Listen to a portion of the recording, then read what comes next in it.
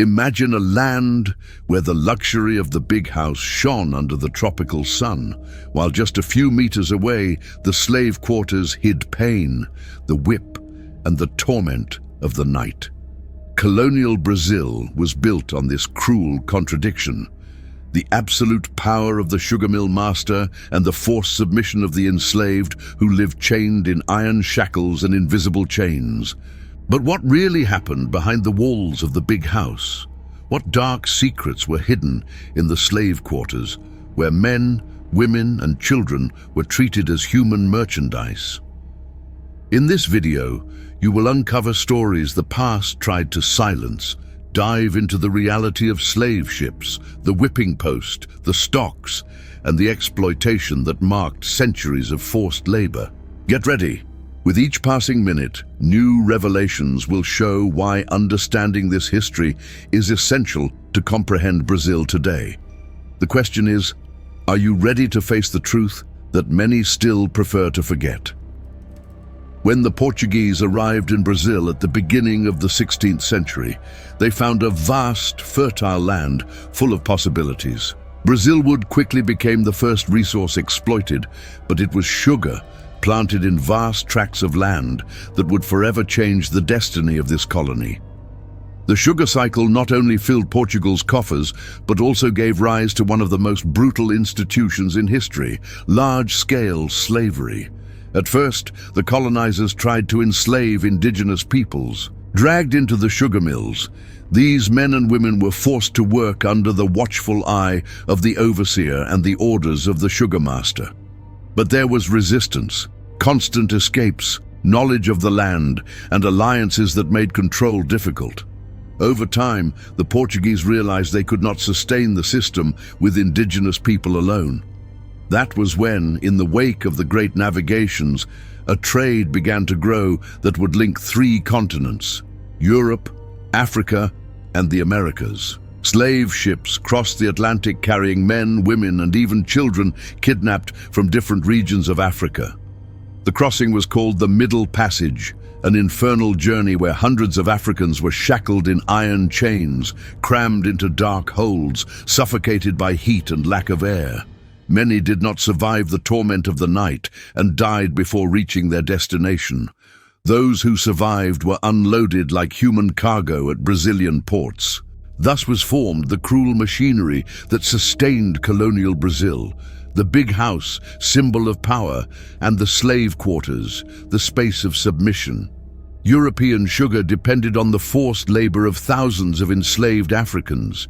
The sugar mill master was the most powerful figure in the colony, respected like a king in his domain, owner of land, cattle, plantations, and above all, human lives. The sugar mill was not only a machine to crush cane, it was also a social machine, where each part had a defined place. The big house stood on the hill, spacious, bright, a symbol of ostentation. The slave quarters, usually nearby, were dark, suffocating, unhealthy, built to cram dozens of bodies stripped of dignity. In this contrast was born the contradiction that would define Brazil's history, the forced coexistence of luxury and misery, power and submission, prayers and whips. Accounts from the time describe how the enslaved arrived exhausted from the slave ships and were immediately auctioned off in markets.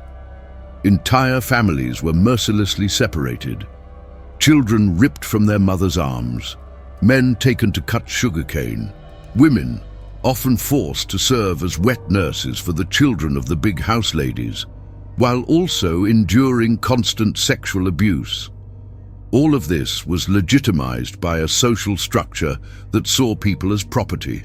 From the 17th century onward, Brazil became the largest destination of enslaved Africans in the entire world. It is estimated that more than 4 million were brought here. It was an enormous number, and each disembarkation reinforced the perverse logic. The country grew economically while sinking into a moral abyss.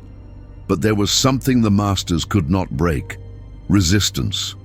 Even under invisible chains, African culture flourished in music, chants, dances, and religious rituals secretly practiced in the slave quarters. Quilombos emerged as symbols of freedom, havens where those who escaped created independent communities. Each escape was a threat to the system, each quilombo a cry of defiance, and yet the power of the big house seemed unshakable. The sugar mill master controlled not only the land, but also the destiny of hundreds of lives. The overseer watched every movement of the enslaved. The whipping post stood as a reminder of imminent punishment, and the whip tore into the skin of anyone who dared to resist. The stocks held bodies bent, breaking not only bones, but also hope. The contrast was brutal. While the big house lit up with parties, masses, and banquets, the slave quarters sank into the darkness of cold nights, the clinking of chains, and muffled cries. It was as if two worlds coexisted in the same space, separated by only a few meters, but by an abyss of humanity. However, what happened inside those structures went far beyond economic exploitation.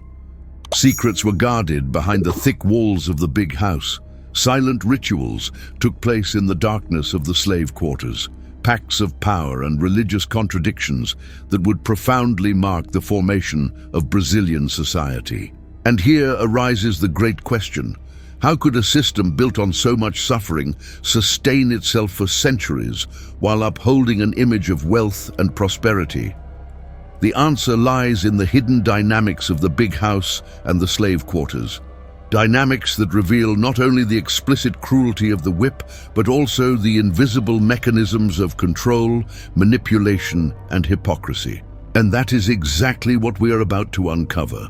What really happened inside the big house, where luxury blended with violence and faith was confused with tyranny.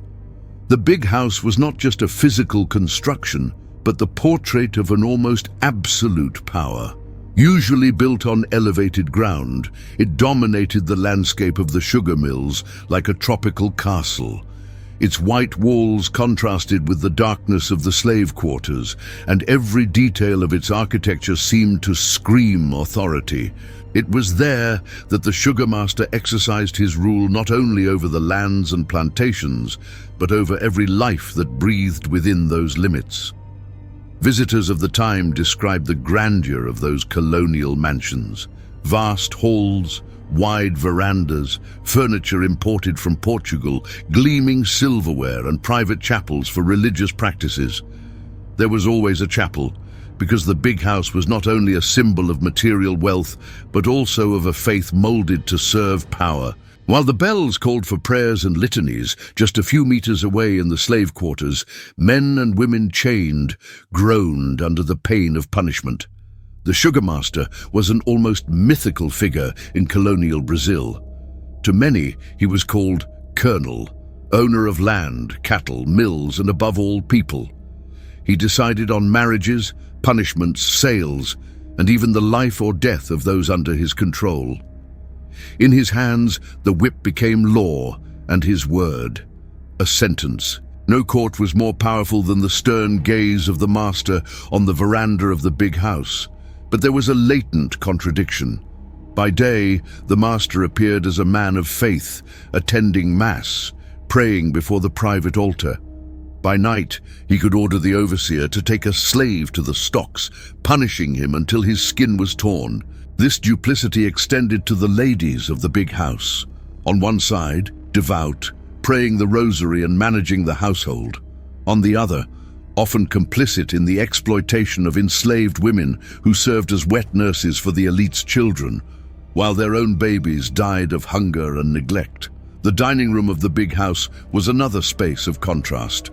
There the family gathered, entertaining important visitors, politicians, priests, and merchants.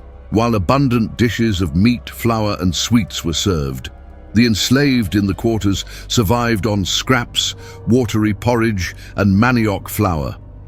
This gulf in diet reinforced not only material inequality, but also the belief in superior and inferior beings, a social hierarchy justified by religious discourse and pseudoscience that supported structural racism. Religion, in fact, was one of the pillars of hypocrisy that sustained the big house. The domestic chapel held regular masses, priests blessed marriages and feasts, and the word of God was twisted as a tool to keep the enslaved submissive. Verses were distorted and conveniently interpreted to preach obedience and silence. At the same time, the very masters who prayed in the morning ordered whippings in the afternoon and abused enslaved women at night. The parties of the big house were spectacles in themselves. There were banquets, European dances, and luxurious clothing. Music echoed through the halls, but also down the dark corridors leading to the slave quarters. The cheerful sound of dancing clashed with the muffled cries of beaten bodies. Each party reaffirmed the power of the big house, not only before the elite, but also as a demonstration of strength to the enslaved, who from a distance watched wealth sustained by their sweat and blood. Yet hypocrisy was not limited to religion or celebrations. Inside the big house, whispered secrets circulated. Forbidden relations between masters and enslaved women produced mixed-race children, often denied, sometimes raised under a veil of silence. These children were living proof of the contradiction. The same society that preached racial purity was the one that forcibly mixed blood. Another aspect of the big house was psychological control. If in the slave quarters the whip and stocks were tools of terror, in the big house the gaze, the gesture, and the word carried equal weight. The enslaved who served inside the residence lived with the constant fear of a sudden order, an unexpected punishment, or an unjust accusation. Living inside the big house as a servant did not mean privilege, but constant exposure to the master's arbitrariness. The overseer's presence reinforced this logic even more. Although his base was the slave quarters, he constantly moved through the big house, carrying orders and carrying out punishments. He was the bridge between power and pain, between luxury and torment. A single glance from the master was enough for the overseer to turn someone's life into a nightmare.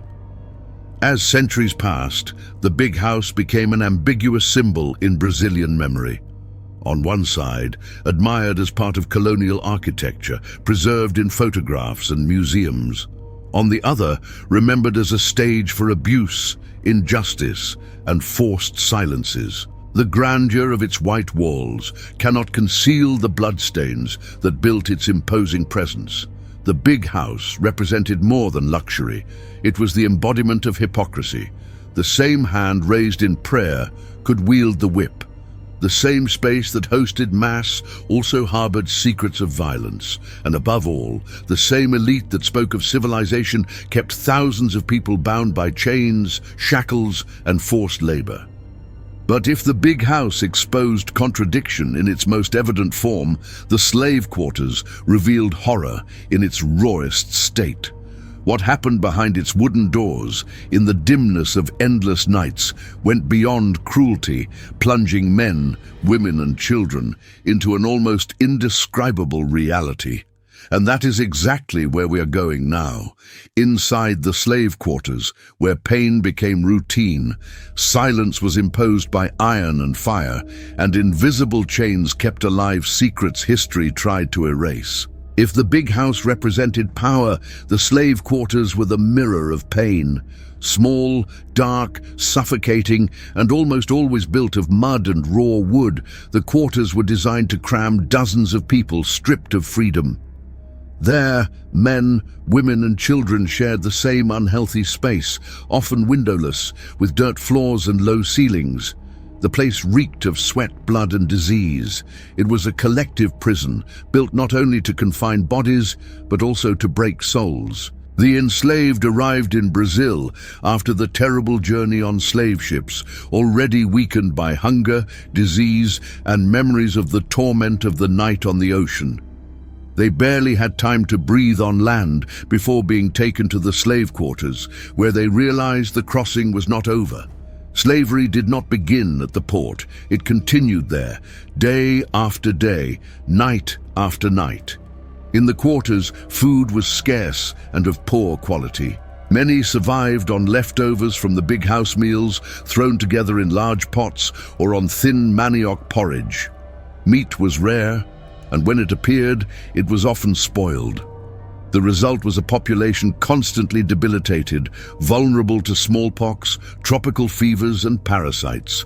There was no medicine, no rest, no care. The human body was treated like a disposable machine. At night, when the doors of the slave quarters were closed, silence was never complete. It was broken by groans, children's cries, persistent coughing, and the metallic clinking of shackles. Some remained chained even while sleeping, bound by invisible chains of fear and by iron chains that cut into their skin. For many, sleep was only a shift from the pain of forced labor to the anguish of dreams shattered by terror. Women, beyond the weight of labor, bore even deeper pain. Many were constant victims of sexual abuse at the hands of sugar masters, overseers, or even visitors to the big house. There was no protection, no justice, no voice. Those who became pregnant gave birth under precarious conditions, without assistance, and often had their children torn from their arms to be sold as human merchandise. Motherhood, which should symbolize love, became a cycle of loss and despair. Enslaved children did not escape this fate. From an early age, they were forced into small tasks, carrying water, helping cut cane, cleaning the big house. They grew up with whip marks on their backs and trauma in their minds. Their childhoods were stolen, learning quickly that their lives were governed by orders, punishments, and the overseer's stern gaze. But the slave quarters were not only a place of suffering, they were also where resistance was woven in silence. Among groans and chains, African chants echoed, whispered prayers, stories told by the fire. These expressions were ways of keeping memory, culture, and identity alive. Everything the masters tried to erase. Music, rhythm, and dance were far more than distraction. They were invisible weapons against dehumanization. Even so, every day was a battle. Work began before sunrise and ended long after sunset. Cutting cane, hauling mills, lifting weight until collapsing from exhaustion. This was the fate of men and women who, even after endless hours, returned to the slave quarters without rest. Extreme fatigue was seen as natural, and death as an easy replacement. If one fell, another slave ship would bring more. The architecture of the quarters was designed to control. Heavy doors, watchful eyes, narrow hallways, the space-limited movement and stifled voices. Every wall was a reminder that freedom was locked outside. Punishments, when carried out, echoed within the walls so that everyone would hear the warning. Resistance came at a high price. The stocks and the whipping post stood outside, but the quarters bore the invisible scars of those instruments. Many returned inside with backs torn open, wounds carved by the whip, bones broken. Individual suffering became collective. The cry of one resonated as the pain of all. This was the logic of the slave quarters, to crush hope with pain and impose obedience through fear. Still, there were moments when silence was not imposed, but chosen. Silence to plot escapes, silence to dream of quilombos, silence to guard secrets. It was in that space that the courage to defy the system was born. Every successful escape, every quilombo formed, was first born in the quarters, as a whisper turned into action. This contrast is what makes the slave quarters such a powerful symbol. While they represented the height of dehumanization, they were also the cradle of resistance and hope.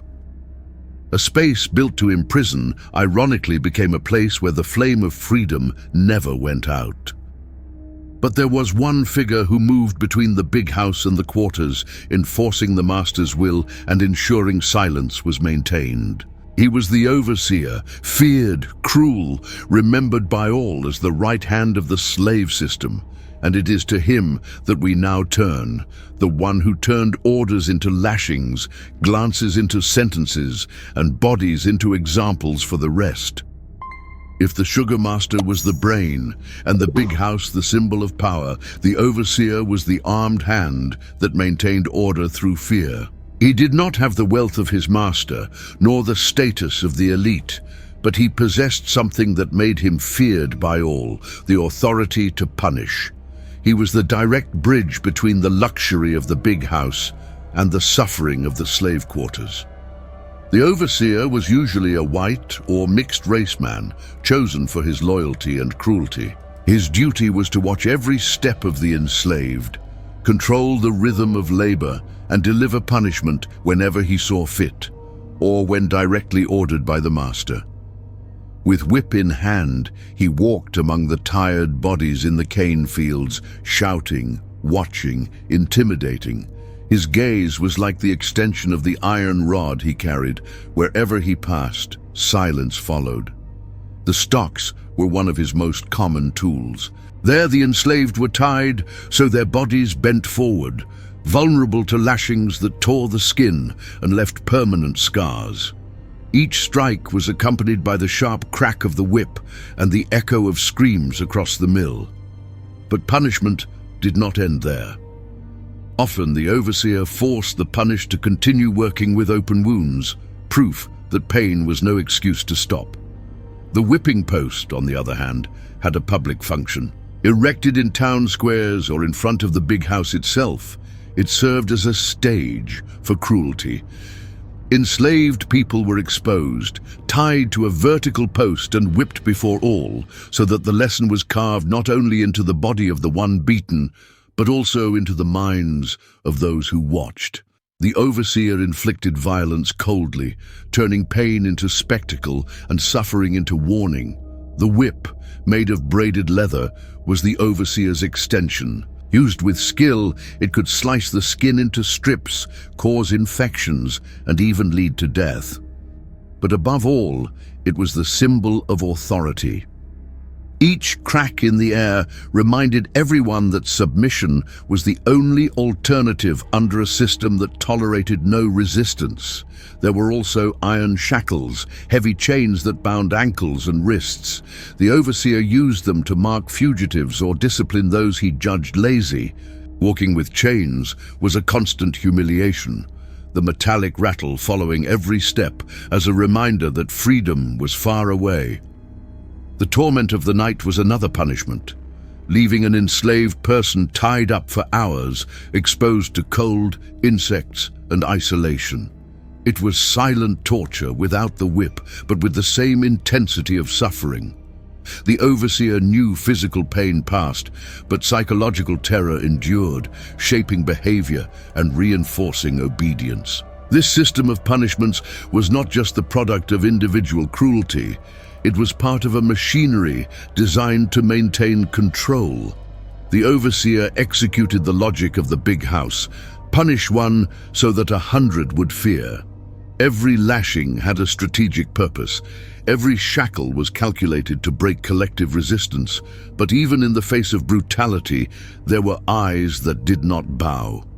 Enslaved people who endured punishment without a groan, showing that pain did not strip them of dignity. Women who, even marked by the whip, continued to protect their children and teach songs of resistance. Men who, chained, still dreamed of escaping to form quilombos. That flame was small, but it burned. And that was exactly what tormented the overseers, the certainty that despite all the terror, freedom still lived in the hearts of the enslaved.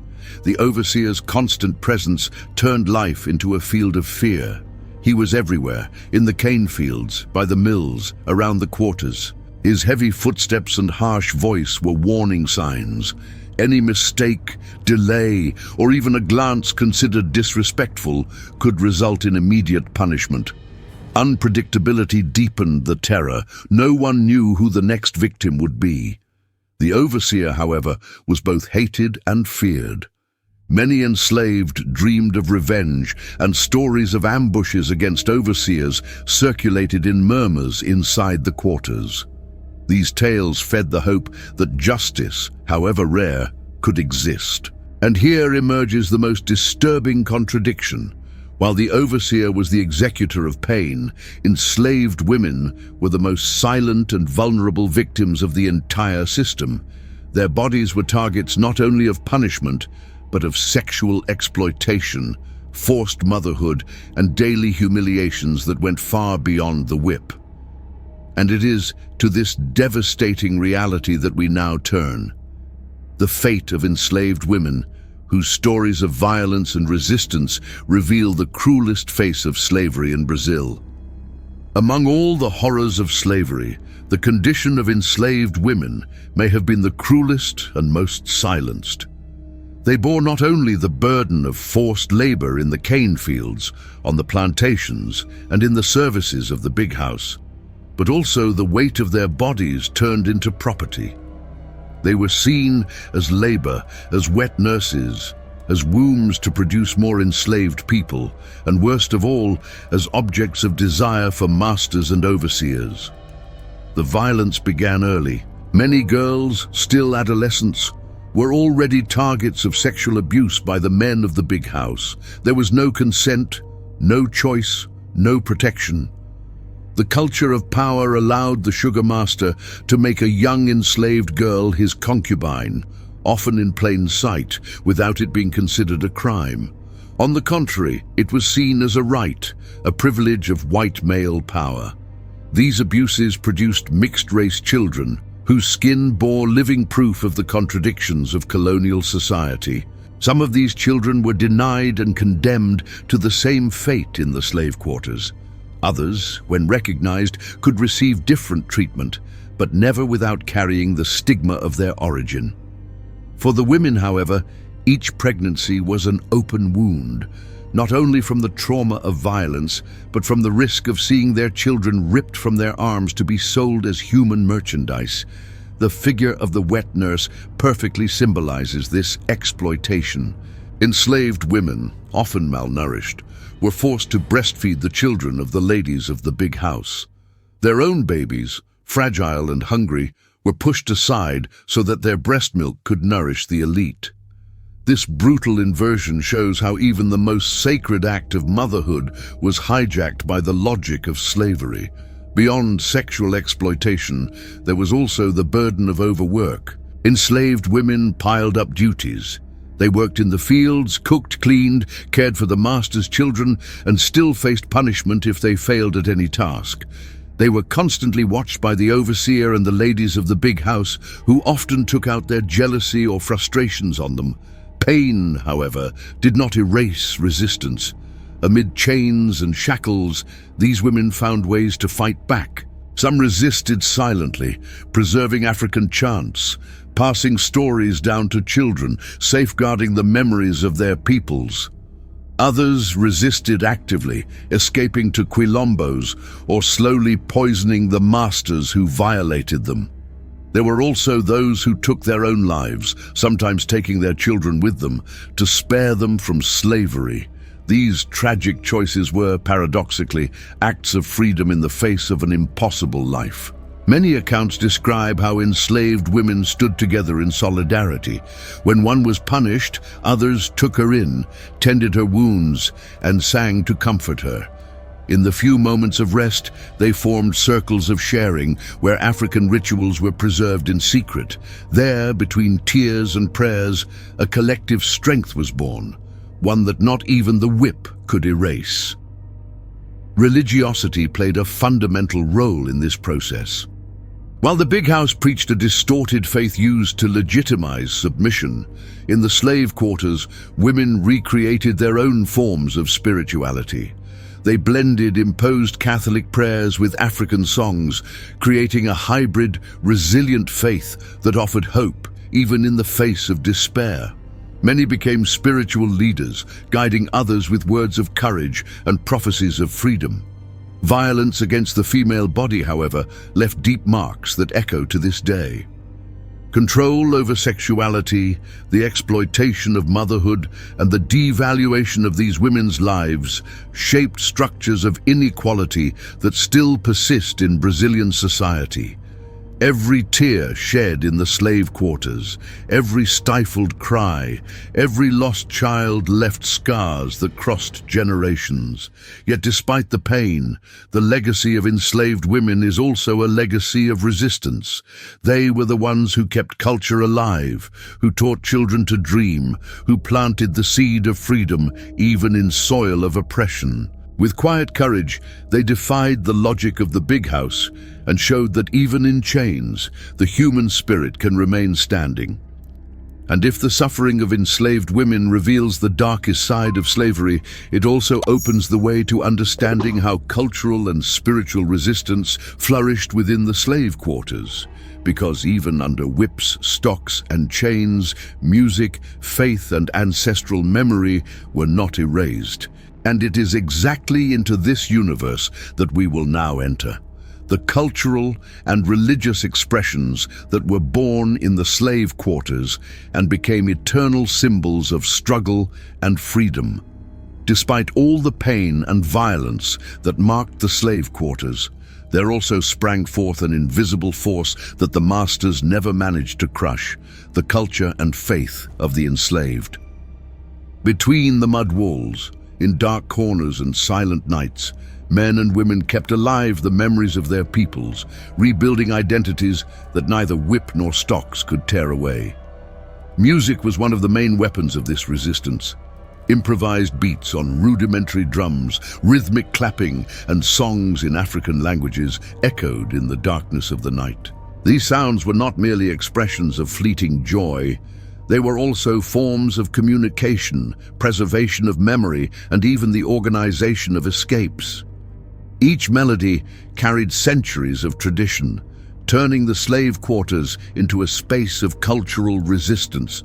Dance also held a central place, bodily movements that mixed religiosity, combat, and celebration gave rise to practices that would survive time, such as capoeira. What looked like mere play to the overseer was, in truth, combat training, a defense strategy, and at the same time an expression of freedom. With every spin, every step, the enslaved affirmed that their bodies did not belong entirely to slavery. Religiosity was another pillar of strength. While the big house imposed Catholicism as a tool of control, the slave quarters transformed faith into a space of resistance. Catholic saints were reinterpreted and associated with African deities, creating syncretic practices that united the imposed and the ancestral.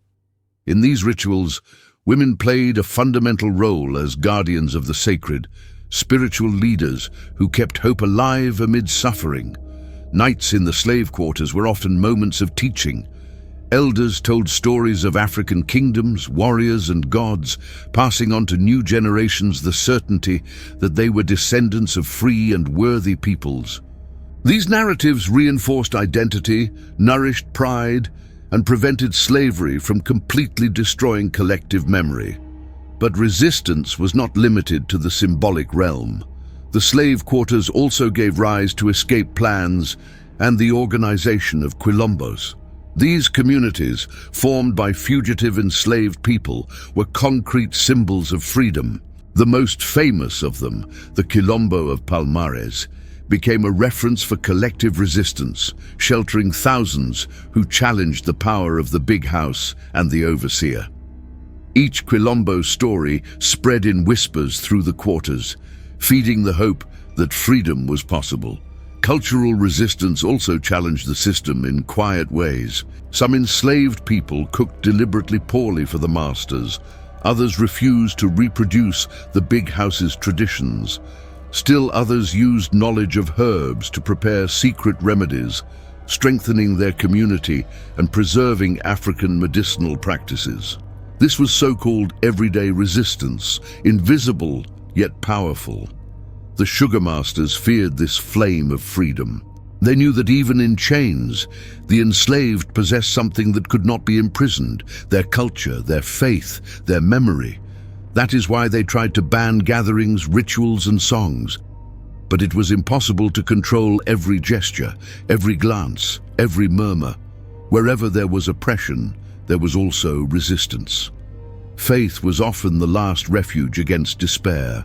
By chanting songs, performing hidden rituals, and dancing around the fire, the enslaved created a space where invisible chains lost their power. There, they recognized themselves as human beings, children of a history greater than slavery. There, freedom was not just a dream, but a certainty kept alive in the heart. And it is precisely in this contrast that we find one of the greatest contradictions of colonial Brazil. While in the slave quarters, faith was a force of resistance, in the big house, religion was used as a tool of control, reinforcing submission and legitimizing violence. But how was it possible that the same people who prayed before the altar, rosaries in hand, were also the ones who ordered punishments at the stocks and the whipping post? That is the question that leads us to the next chapter, where we will see how religion became the cruelest mask of big house hypocrisy. If the slave quarters were the space of spiritual resistance, the big house transformed religion into an instrument of power. Catholic faith, brought by the colonizers, was not only devotion, it was part of the system of control that sustained slavery. Masses, rosaries, and litanies were used as a moral facade to legitimize one of the cruelest crimes in human history. Inside the big house, there was almost always a chapel. The sugar masters took pride in holding private masses, inviting priests to bless their families, their plantations, and even their enslaved people. In their prayers, they asked for prosperity for the mill, health for their children, and success in the harvest. But they rarely asked forgiveness for the lashings, the shackles, or the wounded bodies in the stocks. The hypocrisy was evident. The same men who prayed before the altar, reciting words of faith, were those who ordered punishments at the whipping post just hours later. The same hand that held the rosary also wielded the whip. This contradiction was not seen as sin, but as part of the natural social order. Religion provided justifications, twisting biblical passages to defend the submission of the enslaved. Many priests of the time went along with this system. They received favors from the masters, celebrated luxurious weddings, secretly baptized mixed-race children, and turned a blind eye to the abuses committed inside the slave quarters. Some even preached that the enslaved should faithfully obey their masters, promising them rewards in heaven in exchange for submission on earth. For the enslaved, Catholicism was a double-edged sword. On one side, imposed as an obligation, baptisms, confessions, and masses were used to reinforce control. On the other, many reinterpreted Christian symbols in their own way, associating saints with African deities, creating hybrid practices that nourished both faith and resistance. This mixture, viewed with suspicion by the masters, was the foundation of the spirituality born in the slave quarters. Religious manipulation was so strong that many masters believed they were fulfilling a divine mission. They believed they were civilizing Africans by baptizing them and forcing them to follow the Catholic faith. But this mission hid the reality. Religion was not offered as salvation, but imposed as an invisible chain. Faith, which should liberate, was used to imprison. Despite this, voices of resistance arose in the quarters. Women and men reinterpreted the Bible, seeing in it not submission, but the promise of liberation. Stories like that of Exodus, where Moses freed the Hebrew people from slavery in Egypt, became symbols of hope. The God who freed the Hebrews could also free the Africans. That was the secret comfort of many hearts. Religious contradiction, therefore, stood at the very center of Brazilian slavery. While the masters prayed for more wealth and victories, the enslaved prayed for freedom and justice. Two different faiths, two opposing interpretations, coexisted in the same space. The big house turned religion into a mask, but the slave quarters redefined it into strength. And here arises the great question: how could a system sustained by manipulated faith leave such deep marks that still echo in Brazilian society? The answer lies in the legacy of the big house and the slave quarters, a past that continues to live on in present-day inequality and structural racism. And that is exactly what we will see next. How centuries of slavery shaped Brazilian society, creating wounds that never fully healed. Slavery officially ended in Brazil in 1888, but the invisible walls raised between the big house and the slave quarters did not vanish with the signing of the Golden Law. The past remained present, ingrained in social structures, in the streets, in opportunities, and above all, in the inequalities that still mark the country. The legacy of the big house is visible in the economic elites who inherited land, power, and privileges accumulated over centuries. What began with sugar mills and plantations transformed into large estates, industries, and family fortunes that still today concentrate wealth in the hands of a few. This continuity shows how slavery did not simply end overnight. It evolved into new forms of exclusion. The legacy of the slave quarters, on the other hand, can be seen in the outskirts, in the favelas, and in marginalized populations. Millions of descendants of enslaved people were freed without land, without education, and without state support. Freedom came without the means to survive, condemning many to structural poverty. This historical inequality gave rise to what we now call structural racism, an invisible barrier that still traps opportunities and dreams. The iron chains were broken, but the invisible ones still echo. They are present in veiled prejudice, in lack of representation, in statistics showing black populations more vulnerable to violence, hunger, and unemployment. What was explicit in the slave quarters today manifests in subtler but equally cruel ways.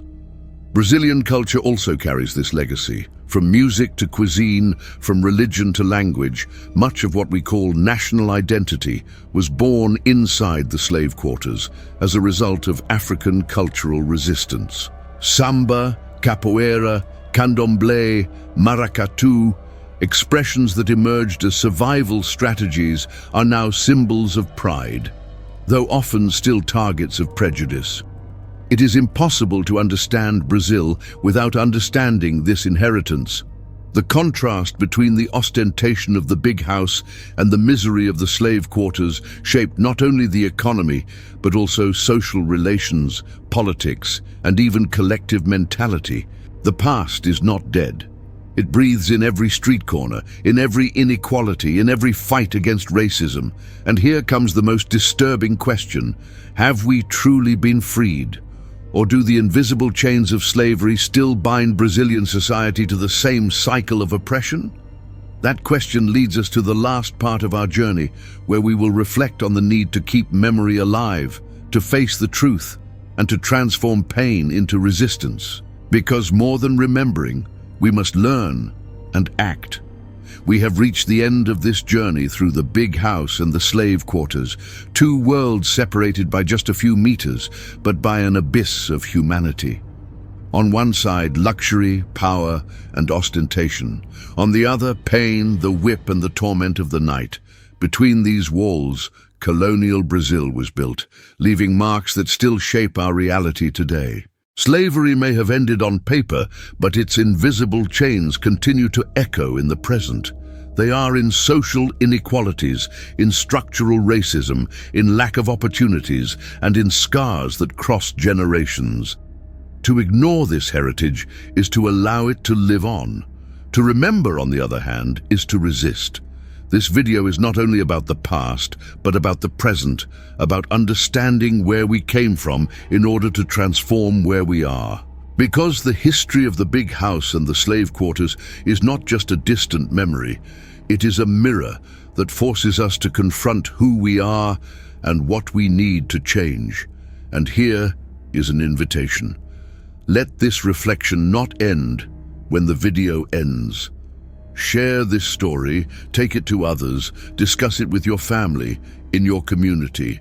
Subscribe to the channel so we can continue bringing to light truths that were hidden for centuries. Turn on the notification bell so you won't miss the next videos, because there is still much to be revealed. The past cannot be erased, but it can teach us. And if there is one certainty the slave quarters left us, it is that even in the face of the heaviest chains, hope never falls silent. The question is, are we ready to transform pain into resistance and finally break the invisible chains that still bind us?